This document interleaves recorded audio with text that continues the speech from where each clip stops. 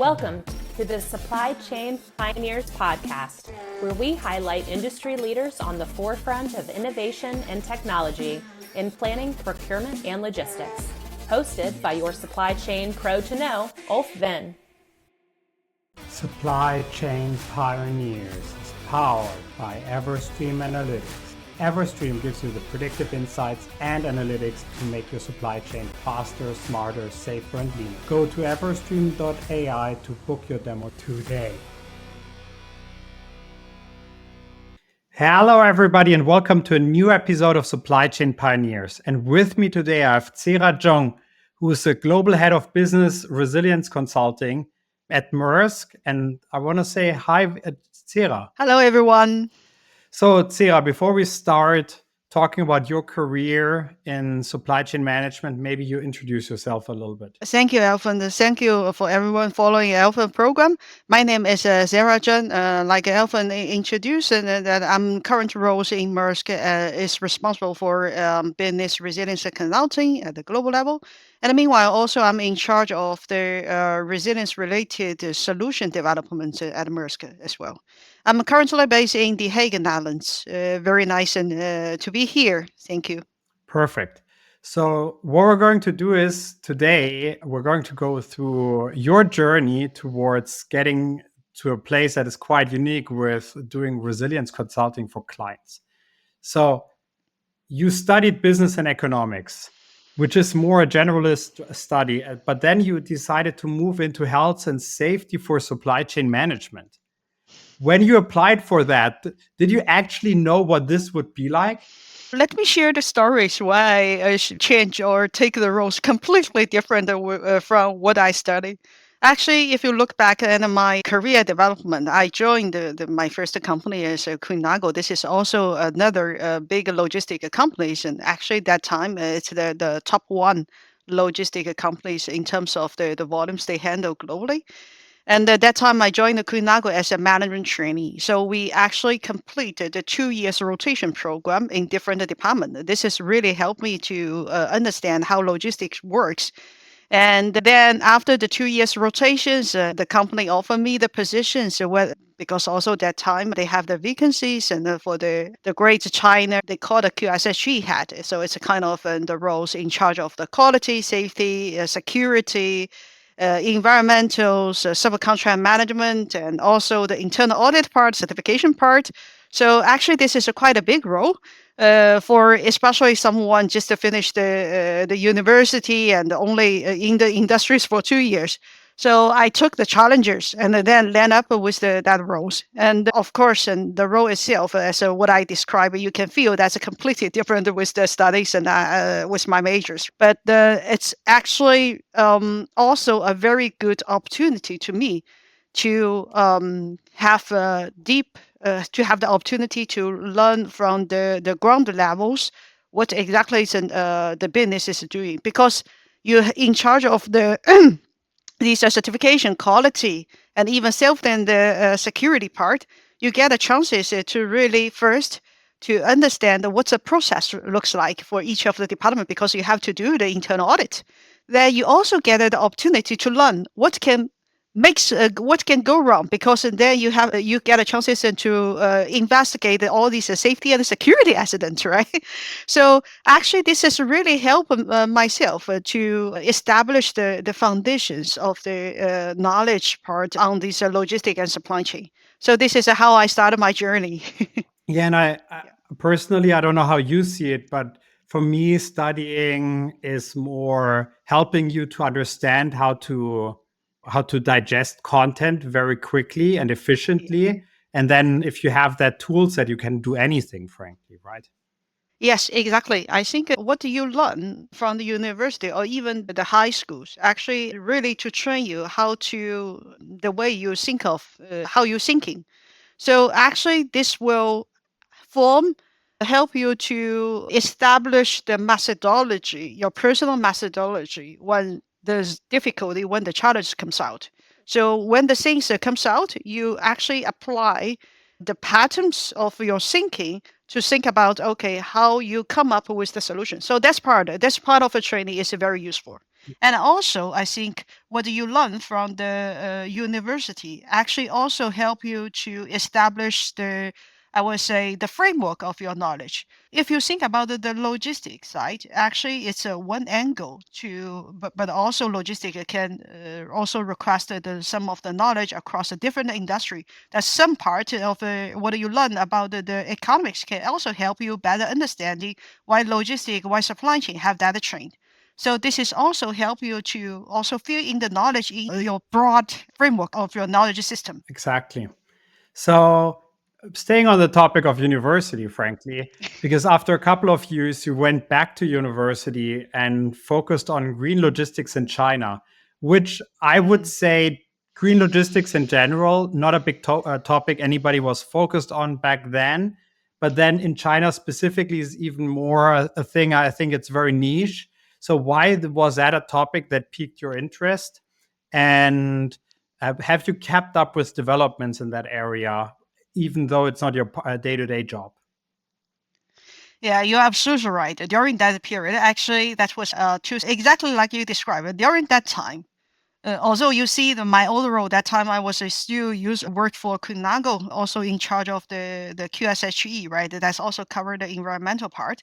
So one of my daily job is also to really, because of green topics at during that time, it's at the very early stage. So you can't really imagine during that time. I actually most of my time on the environmental part is really to train the customers to educate them what's the scope 1, 2, 3 emissions stand for and why they need to do that. So it's completely different with the topic with the situations that we have today. Because currently, if you talk to the European customer especially, you don't really need to explain to them what's the scope 3 emissions and also why they need to spend the time spend efforts on the sustainability and all. But in 2009, yes, that's definitely needed. And because of actually during that time, I do feel this is a kind of a trend that is happening in the supply chains. So that's also the reasons. Actually, when I gathered the chances to select what's major, so what's the topic I want to study, and I want to focus on my essays and on my paper. For actually during that time, actually my majors for my master degree is the political economics, but I intentionally focus on the green initiative or green policies that the Chinese government wants to, what kind of incentive or what kind of government policies that can come out and to encourage business to continuous investment or make efforts on the green initiative on the sustainability. Actually, I do see there's the mega trends that happened during that time in the supply chain, and I do see that what I studied actually can benefit in the future. Now it comes true, right? Yeah, it was good actually. Yeah, good foresight, definitely. You also made a move during that time, or a little bit later, where you moved to Damco, and there you started building a resilience framework. Also, tried to shape a mindset around resilience for the entire organization. Can you share maybe the top three things that make a resilience framework great for you? Actually, the resilience part is really come at the relatively later Hmm. stage. But before that, and also I think especially before the COVID, almost all these bigger companies, especially the multinational companies, and actually they all have a kind of crisis management or business continuity management team set up, right? Or these functions are set up. So if you recall that a couple of years ago, before the COVID, actually there's some mega crisis or disruptions or accident that happened also in China, in Asia Pacific. That's, by the way, during that time, that's where what I'm responsible for, mainly focus on the Asia part. There's the mega earthquake happened in Western China, right? That also caused a lot of fatalities. That's caused a lot of attentions and for multiple business and to really think about okay for these nature disasters, not necessary to be in China but also globally, then how business can better react to and protect the people. So that's one thing. And then later, if you recall, also there's the tsunami, also another that's caused by the earthquake in Japan, and also the tsunami affecting the nuclear plant in Japan. actually also brings a lot of disruptions to the supply chain, to the train. Especially I recall during that period, a lot of cargoes goes to Japan or export from Japan. You really need to go through these radiations scanning to see whether the levels is beyond the healthy levels. And also for a lot of business, they really need to have these radiations scanners in their warehouses just to make sure that everyone's safe. So this is actually caused another, again, arose another round of discussions about, okay, for such kind of disasters, how business can prepare for the potential disruptions to their supply chain, especially if they have the cargoes in and out of Japan. And then later, there's a big explosions happens in North China port, that Tianjin port. If you recall, that's also caused the massive losses, financial losses, and also a lot of people and actually exposed to these highly toxic substances that are handled by the Tianjin port during that time. Because of these highly toxic stuff, actually during the explosions also get spread out. So there's a huge concern to the community as well. And because of that, then China goes another round of massive check and inspections on the dangerous goods that are transported domestically and also exported to the other countries. So this is also another wake-up call to a lot of business and also the port authority, how we should manage the dangerous goods. But also important is in case of these mega disruptions, how the business should be prepared to prepare against these situations. Especially for the Tianjin port during that time, I still recall a lot of industrial business, actually industrial equipment suppliers, they actually heavily rely on Tianjin port to export the seeds to Europe and to America. This explosion actually creates a lot of issues into their supply chain as well. All these things I want to say here is you will find it's a kind of a resonated of the challenges we have today, right?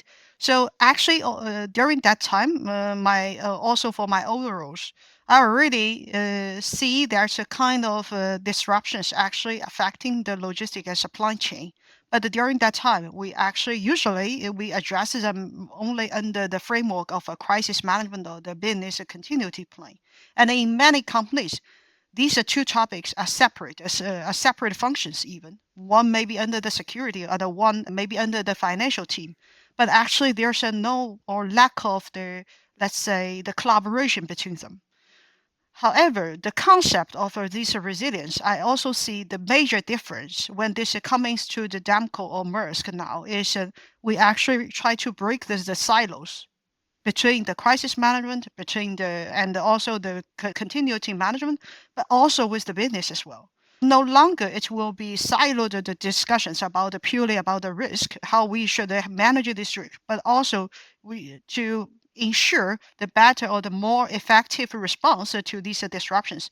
You actually got an opportunity to connect with your account team, communication team, your legal team, and also your business functions to work together to respond to such kind of a crisis. This is the new concept of a resilience part. So it's no longer just a purely crisis management or purely BCP or purely risk management, but actually it's a kind of team or functions coordinate with different various departments all together in the crisis management. So that's also my definitions and also what I see that's happening on this resilience part. Okay, good. So I have one question, because one thing that for me personally stood out quite a bit as a big struggle for organizations, I believe, is always about driving mindsets. So if you think about the mindset of resilience that you wanted to define, have you used these big examples that you just mentioned in order to create the wake-up call for people to understand how important that is? That's a very interesting and a good question. Actually, for the mindset and the change, I do see that is actually takes a time and also requires additional efforts. If you think about the past, people are usually acting, or business, a lot of business are usually acting in a reactive mode. When things happen, then they start to activate, no matter what kind of a setup they have on the crisis management, then to discuss and they decided how they should respond it to the disruptions. So that's how it shaped in the past. But nowadays, actually, also no matter from the Maersk and also a lot of business I spoke to, actually I try to push the ideas of this proactive one, which actually means that rather before the disruptions really comes through, but you already see the risk ahead, and this risk that could give a huge, potential huge impact to your business, then that's the moment you can already activate you can call it a foresight crisis management team or whatever it's called, but then to mobilize this team to work together and in the preparations of the potential disruptions. This is really change your behaviors from the reactive to the proactive. This is also more efficient when things really happens, then also allows you to quickly respond to the situations compared to your competitors. So this is also I see that how it shift and also the direction I want to push in the industry. That's interesting. Yeah. Yeah, I do believe you have more and more signals out there that helps you to be more proactive. So you definitely can get there, right? You can do more foresight crisis management teams. Yeah, I think there's quite a few signals, but also depends on what risk that you are looking at. If you think about the nowadays, if you ask the business, what are the major concerns to them? It's most of them, they will respond on the geopolitical ones. By the way, this is also aligns with the recent study that Maersk did to our European customer. We actually also surveyed more than 2,000 European customers. And as I remember, so 4 out of 5 actually responded the major concern to them in terms of a supply chain risk is a geopolitical one. So this is also amplifies that this is the major issues and they see. And actually, if you look at the geopolitical risk, why this is a more important or cause some more concern to the business side, because it's very difficult to predict how it will be unveiled. So there's a lot. It seems a lot of moving parts that can affecting the result, affecting the directions of the geopolitical risk. So if you think about the signals that's associated to these geopolitical ones, actually that requires you have a very profound knowledge and also comprehensive knowledge about, for example, so the country setup, the political setup, especially their background, their history, and their economic status, and also to have an understanding about what are the factors can affecting the directions. So I would say for these ones, actually it's a difficult and also it's a varied case by case. So that's why I can't really give, let's say, a unified signals and that we say, hey, we monitor on these ones. Actually there's no existence of these signals. It's we really needed to for the different risk. We actually have a different ones for monitoring. Yeah. And then you also need different plans for different risk types. And Exactly. yeah, I need to. Yeah, and with geopolitics, there's it's an insane amount of variables. But then also, if, for example, a lot of big companies band together, they can actually shape the outcome of a political movement as well. So it's really, there's a lot coming into that topic specifically, right? It's very hard to predict what's going to happen. Yes. Yes. Good. Moving on from there. So you have until then, you have until the time we have now covered, you have still been head of North Asia, but now came a very exciting time because Maersk really wanted you as an employee, so they bought Damco. That's the only logical conclusion I can take. And with that merger, there were a lot of there was a lot of things happening, right? Mergers are always very exciting.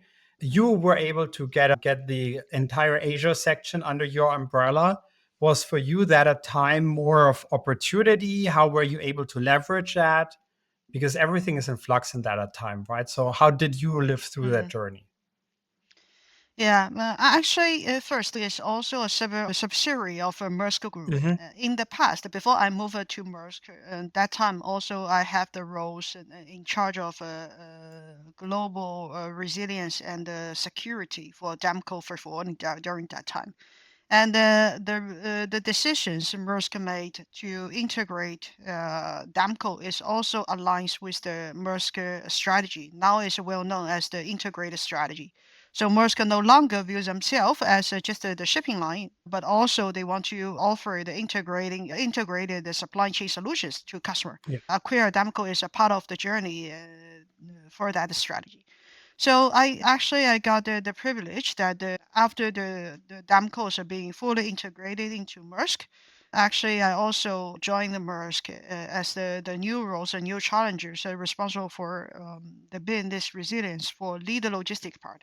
That's actually the part that I would say the major difference from the previous Maersk positions themselves. Lead logistic is in my views, that's also the best, also the perfect align with the Maersk strategy of integrator, because all the integrator part to help a customers manage the end-to-end supply chain things is actually under the lead logistic part. In some degrees, that my past experience and then also knowledge can most benefit the lead logistic in the new Maersk setup. And also, I think one thing I would like to highlight before I joined Maersk to in charge of business resilience for the logistic, actually there's no current role in Maersk. So during that time, they have the crisis management, they have the business continuity team, but they don't have a role called the business resilience at all. So I think that's also, in my views, a bigger progress, a bigger milestones into Maersk to starting to think about, combining the crisis management, risk management, and also the business continuity, all these efforts, all these initiatives into one team, into one functions called business resilience. This is also allow me in my new roles, in my new challenges, to work with a different team, different functions in times of a crisis, including the preparations and also the response part. Yeah. And I think it perfectly aligns with the next topic that I wanted to ask, because I do believe when you started your career, health, safety, business continuity, resilience were often things that companies just did by themselves internally. It now has fundamentally changed and they're looking for external advice, right? So it's not just a tick in the box thing, but it's something that is really vital to their business. And you are now advising clients on that kind of risk management. So you are essentially an embodiment of the transition that has been going on for a long time. So, what, in your point of view, has brought these shifts to life? You mentioned some of the disasters, but maybe you yourself have some experiences when it really kickstarted advisory. Yeah, I think this is also a very interesting angles for that. Because if you think about these 2 years, resilience, and now it's really becomes a hot topic and even a buzzword, right? But why these 2 years it's become so got so many attention? Also, like the examples I give, in the past, we also see these mega disruptions that happen hitting the world, right? But why it's not happening in the past? Now it's why it's happening now? Because one of the reasons for current situations of different from the old world, the past, is actually the disruptions we are seeing now is actually getting more frequent. So nowadays, and after the COVID, we have the Red Sea. It seems, and also we see the upcoming the strike scenes that in U.S. and the East Coast are that the upcoming looming risk, right? And meanwhile, also looks like the political instabilities in a couple of countries at the moment, France, Germany, South Korea. So it's a kind of an endless disruptions that's happening. That's one thing. And the second thing is actually risks we see nowadays is now getting more complicated. That's because the interconnectedness of these risks we are seeing.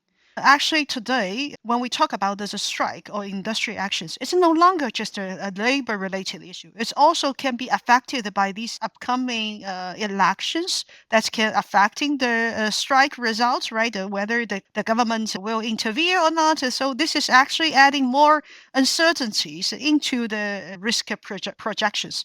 So we do see these, no matter for the climate changes or for the strike, and actually somehow it's all linked together with the economics, with the geopolitical landscape.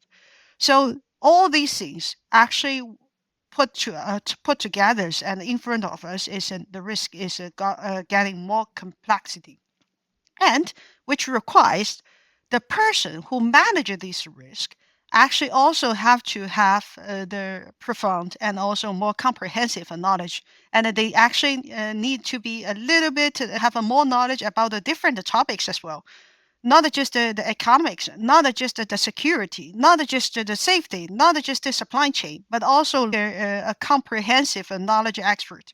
Then you can have a better predictions about or better forecast about what's going to happen. So this is also I see why that a business first they want to break the silo, because they see there's no longer just a one department that can handle this situation.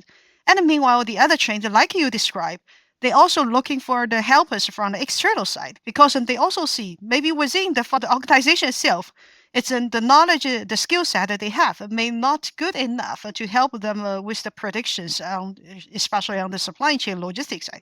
Maybe the company itself, and they can have a better predictions about the manufacturers, about the industry that they are doing the business in, but not too much on the different industries like transportation and logistics. So that's why they actually invest or borrowing the asset, borrowing the external expertise to help them better prepare for the situations. That's what I see. Yeah, perfect. And you're helping the clients, right? You do the consultancy, you work with a lot of clients, and I think it's pretty obvious that a lot of companies currently don't have the right talent to really manage risks sufficiently. I don't think that's a surprise to anybody. But where do you think most companies are right now on their journey to resiliency? So, how resilient can they already be, and what is something that's easier for them versus something that's harder for them to do? Mm. Actually, to your first question, so what's the most companies and what's the status and they belongs to now? Actually, I feel that a lot of companies actually now it's very interesting. 2 years ago, when I started my roles doing the consultants and also to develop these methodologies and for the consultants part, actually I need to spend a lot of time to explain to customer what is the resilience means to them. But nowadays, I don't need to talk about that because they all buy in the importance, the essentials of resilience, supply chain resilience. So I do feel that the awareness is already there, and actually also get a high pickup by the customers, by the business. However, I feel that a lot of companies still struggling on how. So they don't really need to struggle on why, but they actually struggle on how. And the how part is actually they also to really now increasing the dialogue with the experts, increasing the dialogue with their suppliers, actually to find out how. For examples, and actually, I also see that a lot of companies and now is coming to Maersk because also, fortunately, Maersk is also viewed as the thought leadership in the topics of resilience.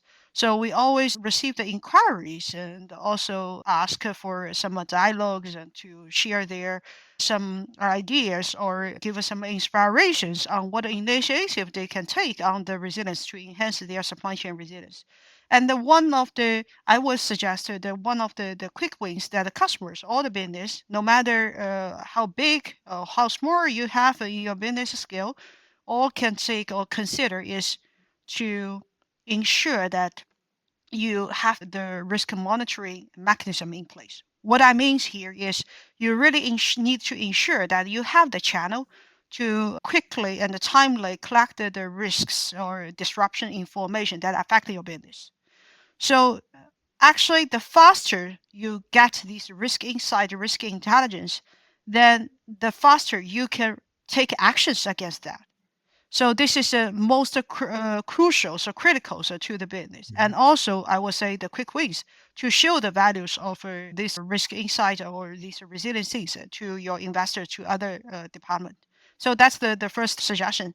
And then second one, also to focus on the preparation side. That means and to make sure that you have the contingency solutions, you have the alternative solutions in place in case something happens. And also, this alternative solution should be pre and identified before the crisis hitting you. Because if the crisis already hit you, then that's the moment that you start to think about or exploring that what initiative or what actions you can take. That's already too late compared to your competitors. So that's also the recommendations I would like to give to the business. Mhm. And coming back to the monitoring part, there's a great way to monitor supply chain risks, and that is by following Zera Zheng on LinkedIn, because every Thank week you. you are issuing the newsletter for the top 5 disruptions, a watch list, and it has more than 200 iterations by now. Also coined Saturday supply chain madness sometimes. Yeah, thank you. Thank you, Alf. Yes, actually, I started this and also as quite a funny story behind that.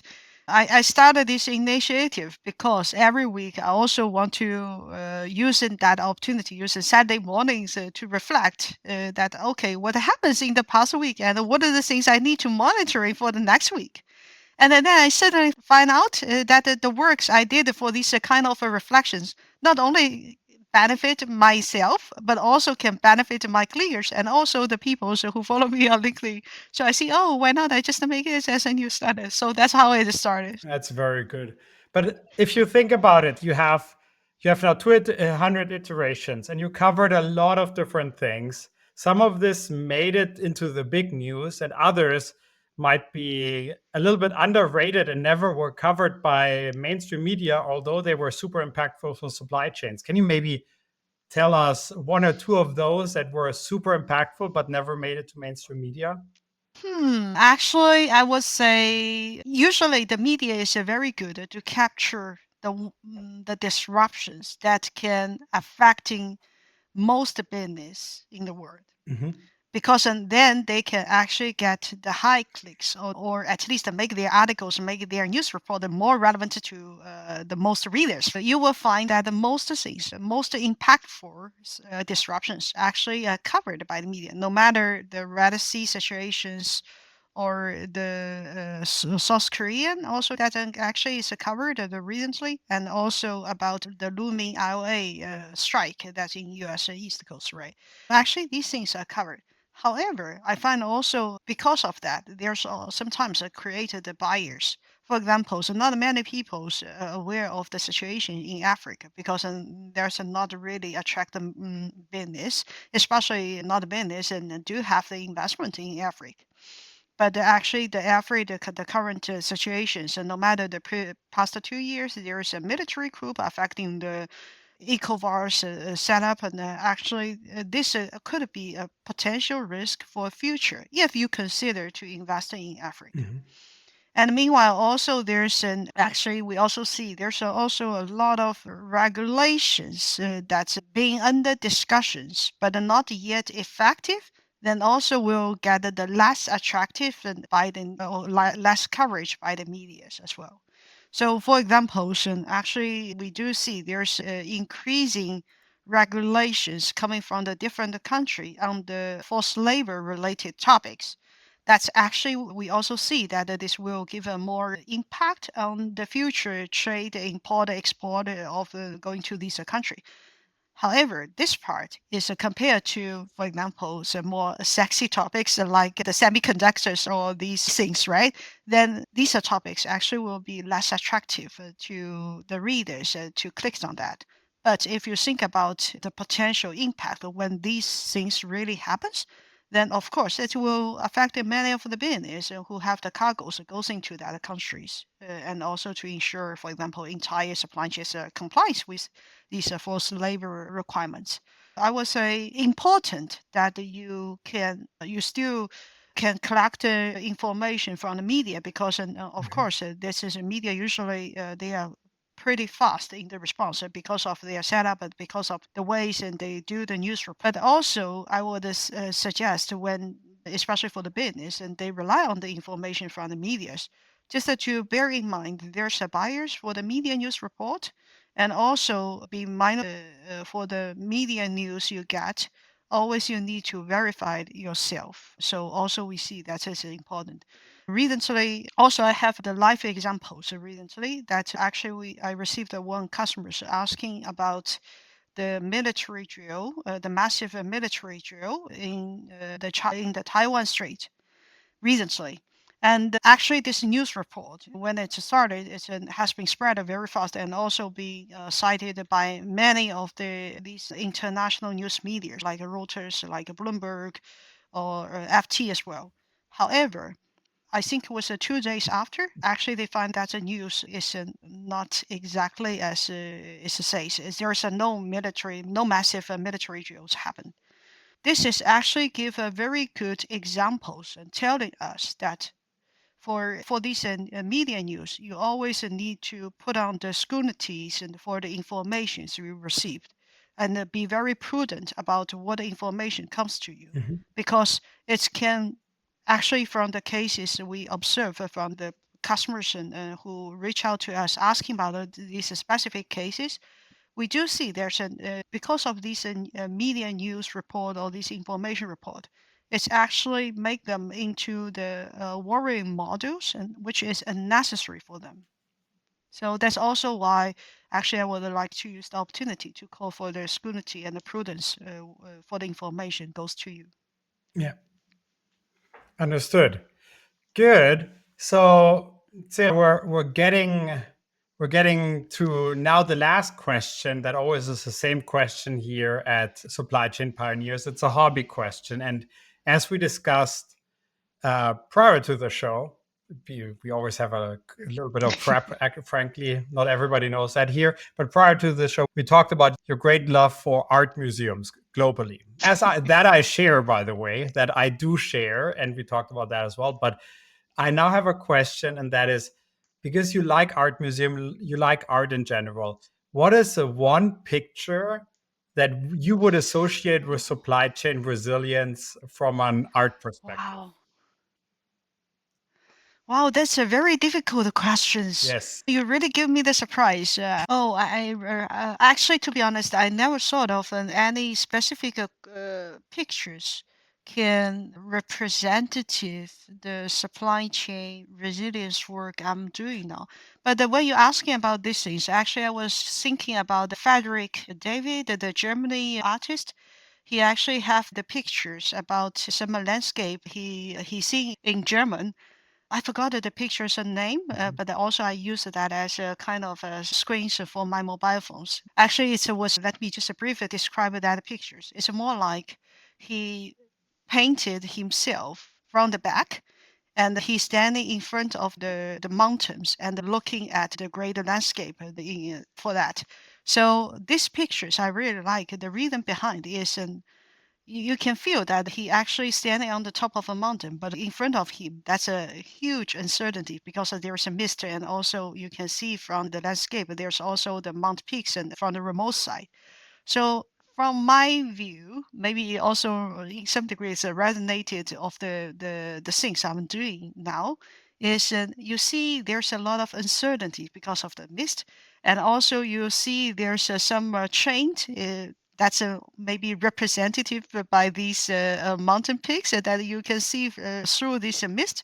So you can feel some things around that.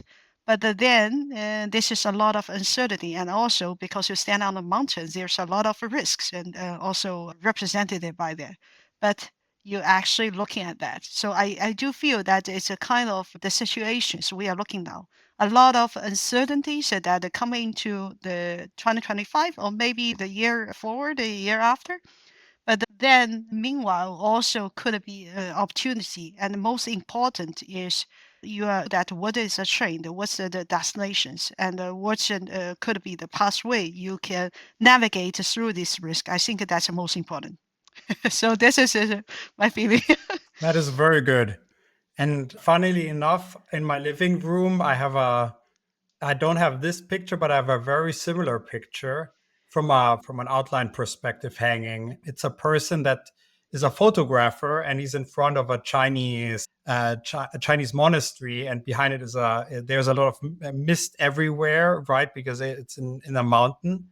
And it's right now under reconstruction as well, because it was at the time everything China was growing fast back then. And it just has a person, and you see the back of him thinking about how he does the photo. and then you see the Wow. whole scenery. It's very similar, actually, from an outline perspective. Yes. Yes. Maybe you share the same shot, share the same feeling as what I have. So Yeah. that's why we coincidentally selected the same picture, It's right? funny. Yes, it actually is. Perfect. And first of all, Zera, it was so great to have you on Supply Chain Pioneers. Thank you for doing this today. My pleasure. Thank you very much for having me here. Thank you. And now to everybody who's still on, listening, watching, or however you enjoyed this podcast, we now want to say bye-bye. Bye. This was Supply Chain Pioneers. Thanks for watching, listening, or however you are enjoying this podcast. You can find Supply Chain Pioneers on Spotify, Apple Podcasts, all other major podcast players, as well as on YouTube at Ulf Talk Supply Chain. Please don't forget to like, subscribe, and comment. See you next time.